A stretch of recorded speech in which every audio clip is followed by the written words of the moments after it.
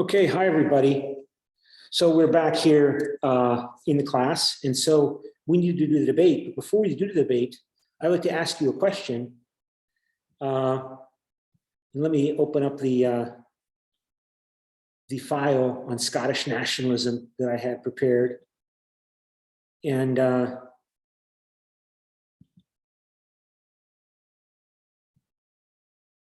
that's not it. Sorry, I have to find the file. Okay, so here is an example of this impact of Europeanization on Scottish nationalism and Scottish social movements, including Scottish self-determination social movements. This is from last year, and of course Scotland, they've voted or attempted in the 1970s and again 8 years ago to attempt to leave the United Kingdom. And the most recent effort in 2014, of course, happened before Britain decided to have an election on whether or not to stay in the European Union. And they had a referendum in Scotland as to whether or not to leave the United Kingdom. And of course, the advocates for Scottish nationalism were advocating Scotland joining the European Union as an alternative to staying within the United Kingdom. And the European Union was very sensitive to this topic. They tried to discourage the Scottish nationalists from believing that they would automatically be allowed to enter the European Union if they left the United Kingdom. They tried to stay out of it.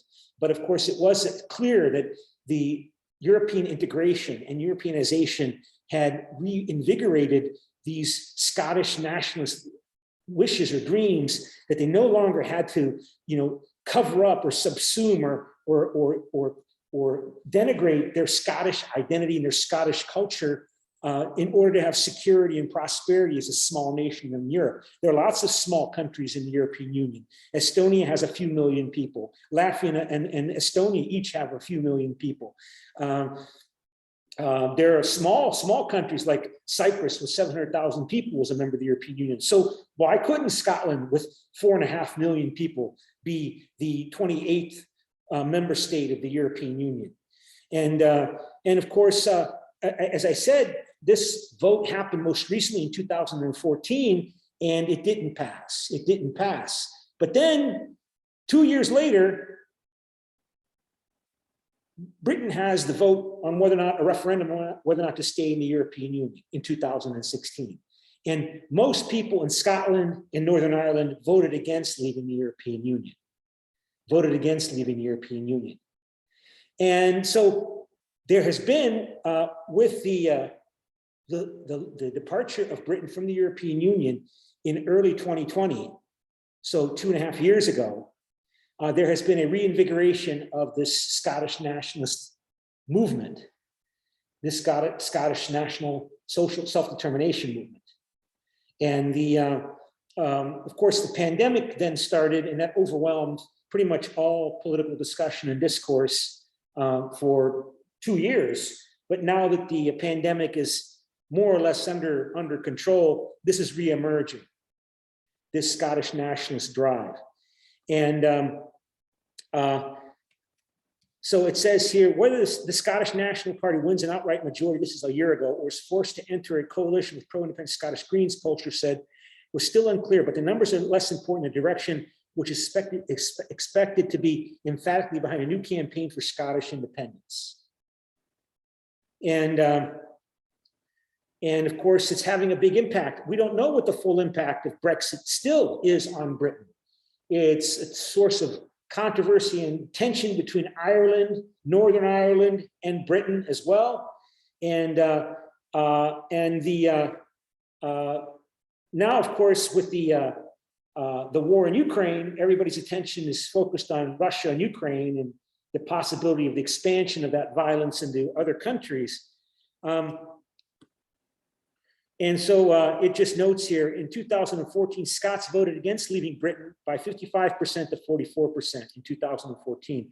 Polls now put the split at roughly 50-50 after a stretch in which the pro-independence vote was solidly above 50%. Analysts attribute the slight softening of support to both the vaccine rollout, which showed the merits of staying in the Union, as well as an ugly political dispute within the Scottish nationalist ranks. So do you think that what do you think the impact of the war in Ukraine will be on Scottish independence, on the Scottish independence movement? Do you think it'll encourage it, have no effect, discourage Scottish nationalism? So please respond to the following statement. Scotland will eventually leave the United Kingdom to join the European Union. And of course, there's no right or wrong answer, but let me go back to the, well, just a second, I gotta re-sign into the cyber campus.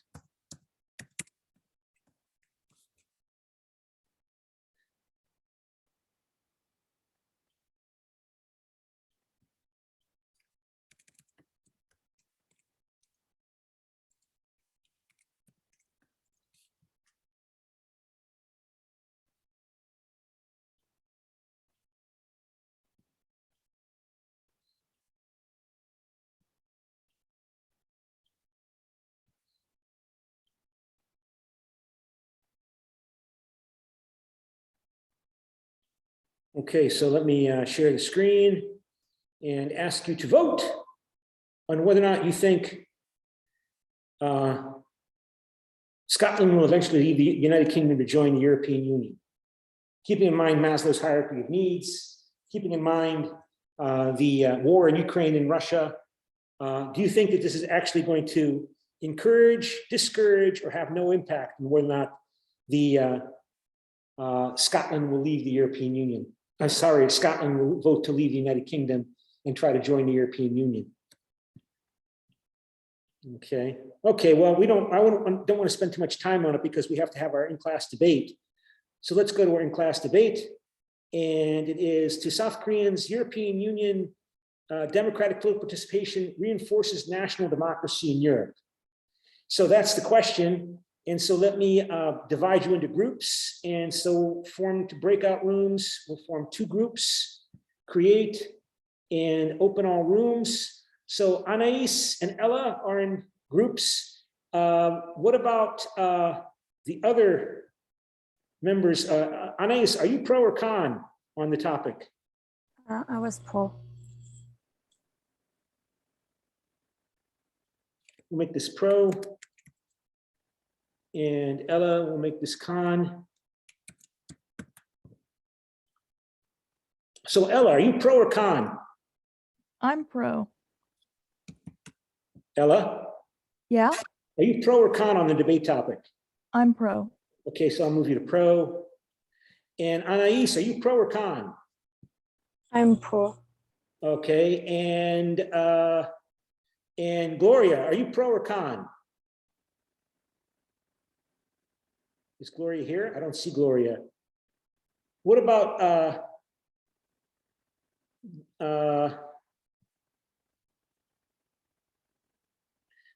Paula Sepkin Sara Maria? Sara Maria, are you pro or con?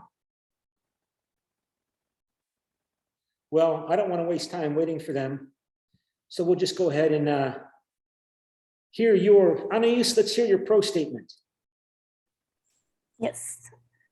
So I was pro, but like I'm aware that it's only for some political fields, for social movement who have little influence on the national level, because they will seek the influence at the European level.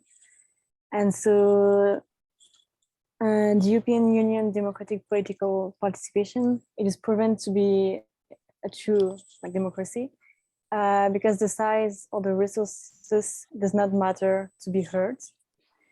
And so one example I gave was the European Women's Lobby. So you think it supports European democratic political participation? And why is there this supposed democratic deficit? Why do many people complain about the European Union's supposed democratic deficit? How can we explain that?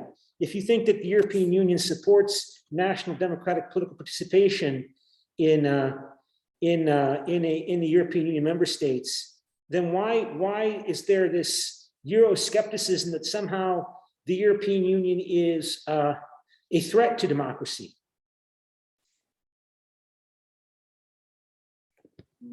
I'm not sure. But like for me, what I thought was that if the political fields cannot be heard at the national level, then they will be forced to be heard at the national level if they can be heard at the European level. Like if they are heard at the European level. Yeah, okay. I think, and you're probably right. I think, without researching it, that of course, that would be a factor, right? If you're a Spanish environmental activist, right? And that was a point made early in the semester in the chapter on Spain. Spain really never had an environmental policy when it was under Franco, under the dictatorship of Franco.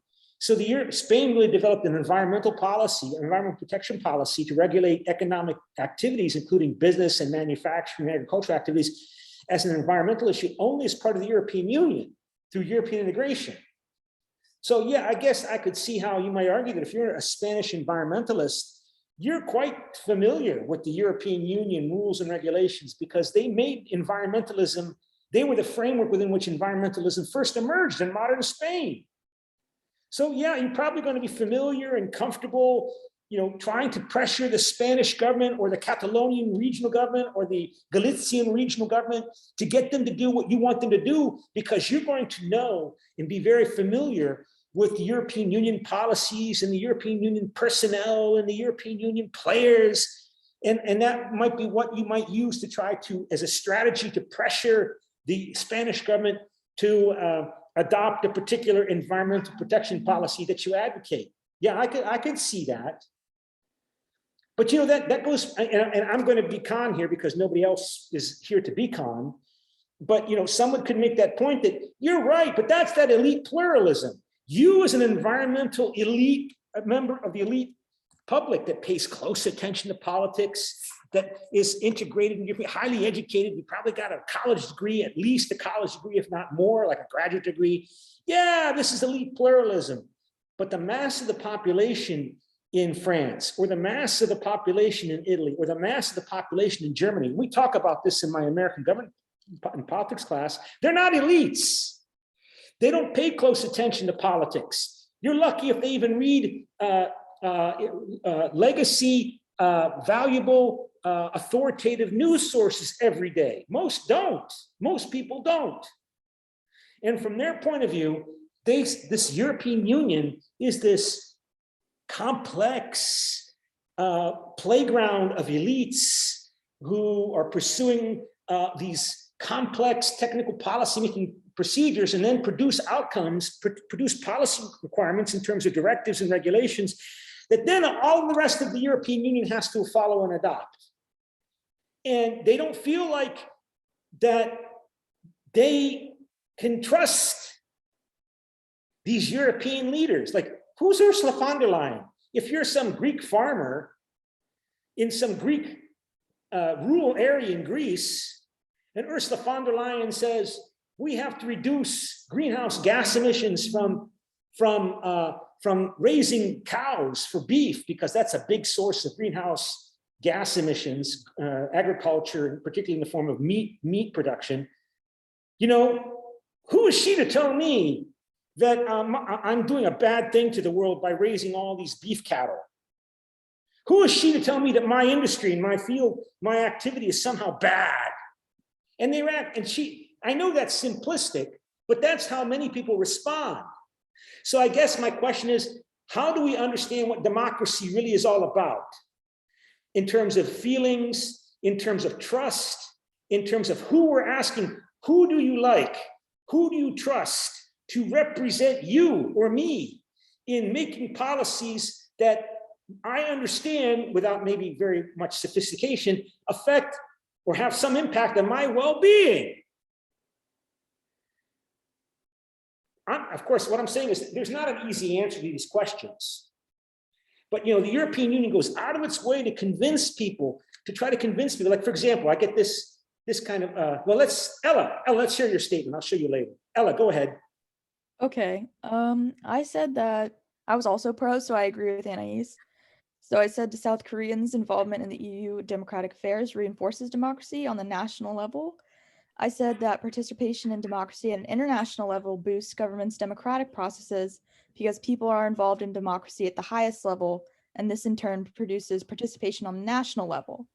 So I said interest groups are at the forefront as they are both national and international. And because they're national and international, preserving national democracy would be of interest to these groups, as well as participating in the higher levels of international government. Okay. Yeah. Yeah, I mean, despite all of the efforts to try to convince Europeans that the European Union is responsive to the people of Europe through election into the European Parliament, and still we see this rise of Euroscepticism and Eurosceptic parties, which reflects the rise of this kind of sentiment among segments and parts of the public opinion of these countries, right? And despite all of the efforts the European Union makes to try to convince them. So Paula, Septine, Sara Maria, what is your statement? And Pauline, well, while she's getting ready, just let me show you what I get. I get this kind of message from the European Union every week, right? That the European Union is asking for my impact, my input on all sorts of policy-making areas. So like you see this, I think I can show it to you here. I get this email from the European Commission every week. Have your say, Ben. Look at these public policies we're considering, these new regulations, right? And I have until April 8th to give feedback on all of these. So you see, Ben, I get these kind of messages I signed up for them, right? See, Ben, you can participate, Ben, comment, give us your impact, have your say, Ben, see, everybody can do this. And this is supposed to make people happy that yes, the European Union, it's really all about democratic participation. But I don't know how many people it actually convinces that way. But I'm going to have to stop here, all right, and pick up the themes on the next class. So I got to get out of this room because I think there's probably another class coming in here, so I got to leave, okay? So bye.